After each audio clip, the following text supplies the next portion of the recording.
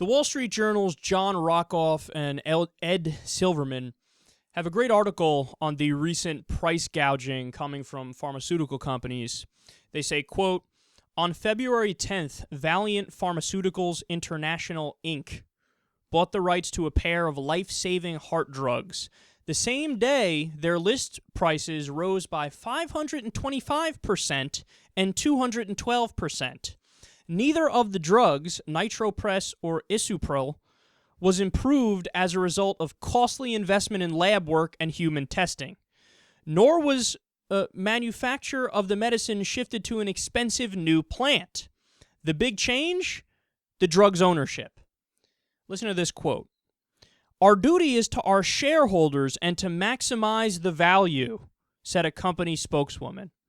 More pharmaceutical companies are buying drugs that they see as undervalued than raising the prices.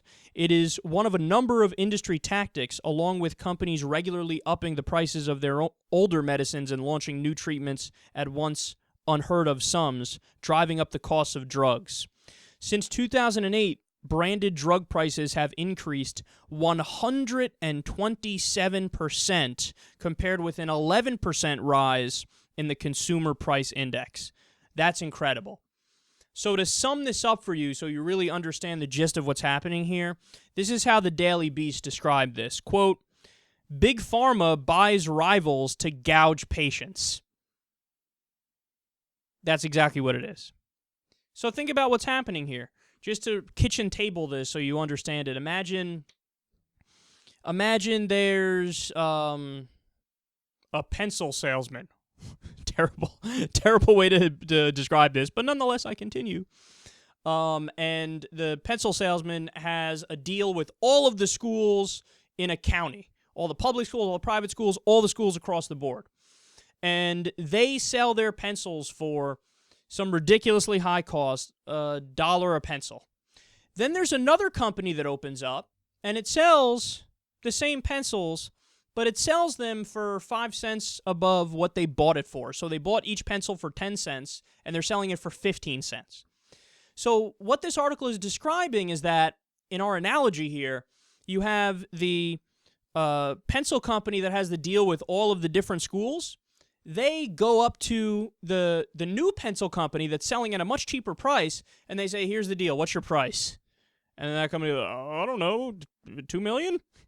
And they go, sold. And then they buy out the competitor, and then they take all those pencils, and then they continue to sell them at $1 per pencil, or actually they'll up the price to $1.35 or $1.55 or whatever the fuck. And then the people in the schools go, whoa. What the fuck just happened here? You had a monopoly. Somebody came in a competitive market and started undercutting you, right? And started selling the pencils at a reasonable price. And so you decided, well, fuck it. I'll just buy them out, continue to have a monopoly, and jack my prices up even more. What I described is exactly what's going on with medicine, with pharmaceutical companies. They see cheaper products that are essentially the same and have the same effect on people and cure the same things, and they go, well, we could let them continue to sell it and they could hurt our bottom line, or we could just buy them out up front here and jack up the price even more and screw over everybody involved. And this is what's called price gouging. Look, we have laws against this shit. We have anti-monopoly laws, antitrust laws, and things of that nature. And, anytime you have an anti-competitive market, we, on the books at least, have justification and legal standing to go in and fight back against this and break up the companies that do it or punish them criminally or with fines or what have you. But we don't do it anymore. Why don't we do it anymore? Because ever since the Ronald Reagan era and onward, people act like there are no antitrust or anti-monopoly laws or anti-competitive laws on the books. It's like, what do you mean? I don't see a problem here. Just let them fucking be douchebags and corner the market and price gouge absolutely everybody in town. Look, understand, man, this would be a different conversation in all seriousness if we were just talking about something like pencils, but we're not. We're talking about pharmaceutical companies. We're talking about life-saving medicine in many respects. And when you price people out of the market and they can't afford it or their insurance won't cover it, you're putting people's lives in jeopardy. You're putting their lives in danger so that your punk ass can maximize profits even more. I'm not anti-profits, okay? It obviously depends on what kind of industry we're talking about here. Within reason, should you make a certain amount of money so you can live okay if you're selling different things? Absolutely. But if you have something that's a life or death matter, if you have something that involves health, why should that be in an anti-competitive marketplace? But more importantly, why should it be for profit specifically in that realm? Look, understand that other nations have decided on issues of health. Fuck the profit motive. It's out of the question because you set up a perverse incentive structure when you do that. You've set up a system where you can allow somebody who's, a moral midget to come out and say, well, all we care about is our profit, and we're admitting that. And again, the issue is pills that save lives. And they're like, well, I don't see a problem with this. I'm just trying to maximize profits.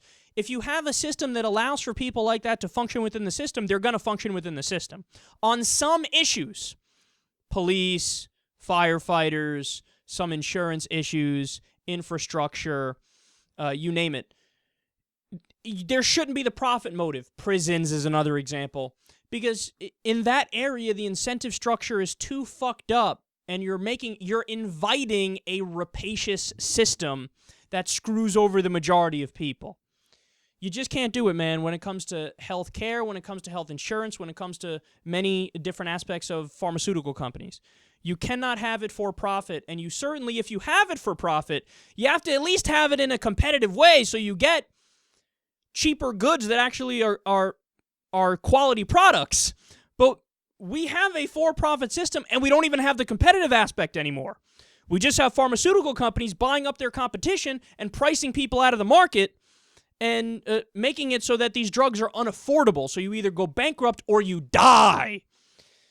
It's ridiculous, and it needs to be fixed immediately.